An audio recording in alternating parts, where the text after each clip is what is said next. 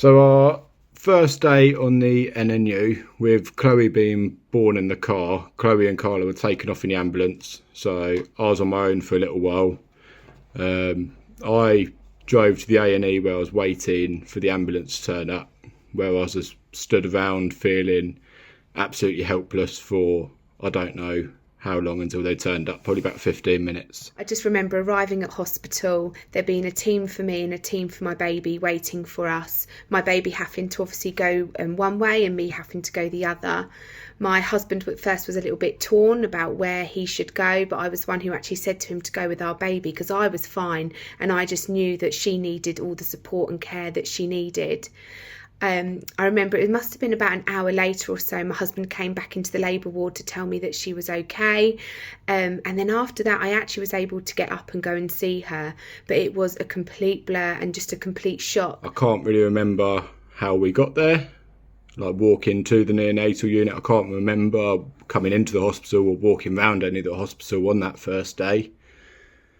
I remember being around Chloe's bedside with all the nurses and doctors around examining her, and I couldn't really take in details of what they were saying, but I could take in the basic information that at the moment she was stable, she was doing okay, and I had a lot of the nurses really reassuring me on that. I just remember looking at her in the incubator, looking so diddy and so small with all these wires and oxygen tubes coming out of her.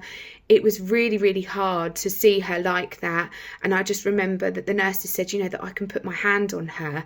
And I was really, really scared to even do that. I didn't want to give her anything or touch her in the wrong way that would harm her even more. But I'm so, so glad that the nurses showed me how to hold her whilst being in the incubator by placing my hand on her head and a hand sort of around her feet.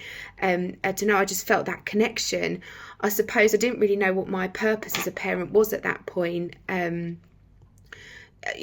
I said, my baby should be with me, by the side of me after giving birth, or on me doing skin to skin, and I obviously unfortunately wasn't able to do that. The next day we started to get involved in a bit more of Chloe's care, so I believe we started doing simple things like taking her temperature.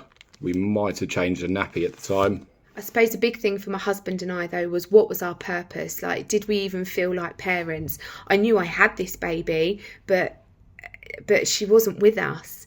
And the fact that, she was in this incubator and just looked so precious and so small. And it was just really, really mind-boggling, actually, about how this little girl, first of all, why she came so early, how we've ended up in the neonatal unit, and also coming to the realisation that we weren't going to be able to take her home with us that day.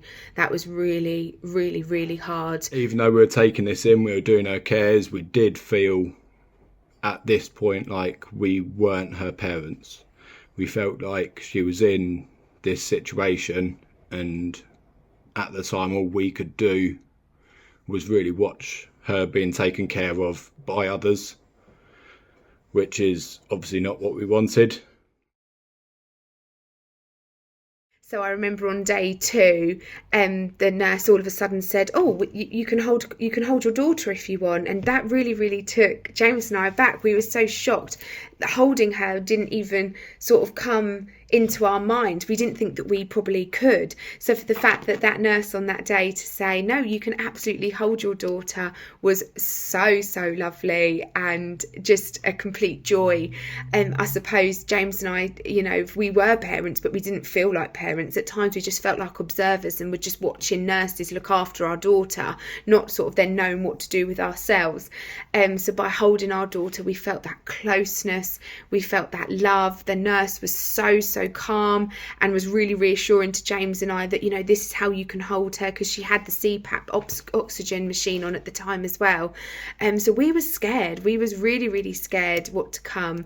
But yeah, that communication that nurse had with us that day was just really, really good, and obviously meant that my husband and I could hold our baby. A big thing that stood out to my husband and I was that the respect that the nurses had, not only for us as parents, but also for my daughter, was really, really overwhelming. They used to say hello to her and talk to her as they were, you know, changing their nappy or doing her feed or doing her temperature, and that was just really, really reassuring, you know, that even though she was this teeny tiny little person in an incubator, that she still had a voice, and that they had that communication with her.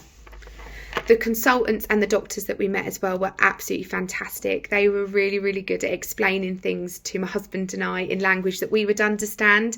And there was one consultant at one point that also was able to draw us diagrams to even show us what was going on and what this would be doing. And that again was just really reassuring that we felt respected. We felt respected that they knew that my husband and I weren't doctors or in that profession where we'd understand their professional lingo, and that the fact that that he took the time to just draw a diagram to show us was really, really, really helpful. We also found that there were times where maybe we'd have the same nurse for a couple of days, and that was really, really, really lovely. It just meant that James and I could build a little bit of a rapport with the nurses that were looking after our daughter. It also meant that we could build like a relationship with them. You know, we was there a lot of the time, and a lot of our days just consisted of being in hospital. So to have a relationship and a trusting relationship at that with the nurses was just so crucial to our neonatal journey.